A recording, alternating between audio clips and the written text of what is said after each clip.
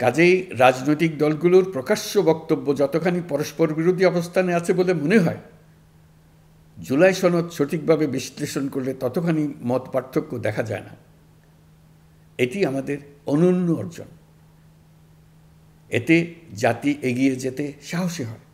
এসব বিবেচনায় রেখে দলীয় স্বার্থ অতিক্রম করে সম্মিলিত আকাঙ্ক্ষা ও জাতীয় চাওয়াকে ঊর্ধ্বে তুলে ধরি। তাই আমি আশা করি আমাদের এই সিদ্ধান্ত জাতির বৃহত্তর স্বার্থে রাজনৈতিক দলগুলো মেনে নেবে।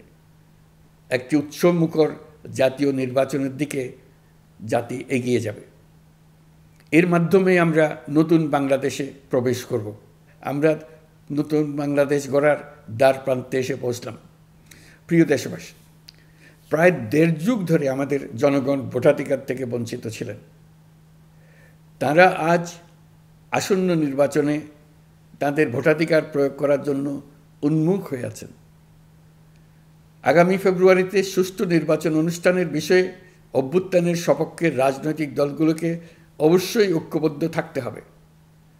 তা না হলে জাতি এক মহাবিপদের সম্মুখীন হবে। এ সম্পর্কে আমি আগেও একাধিকবার আমার আশঙ্কা প্রকাশ করেছি।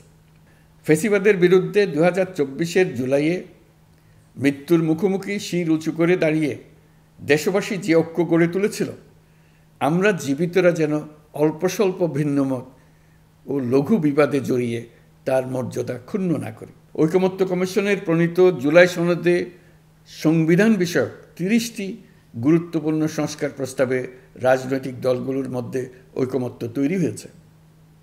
এটি একটি ঐতিহাসিক অর্জন। কিছু প্রস্তাবে সামান্য ভিন্নমত আছে, বাকি অল্প কিছু প্রস্তাবে আপাতদৃষ্টে মনে হয় অনেক দূরত্ব আছে, যা গণতান্ত্রিক প্রক্রিয়ায় অস্বাভাবিক কিছু না। তবে খতিয়ে দেখলে দেখা যায় যে এসব প্রস্তাবগুলোর ক্ষেত্রেও আসলে মতভিন্নতা খুব গভীর নয়।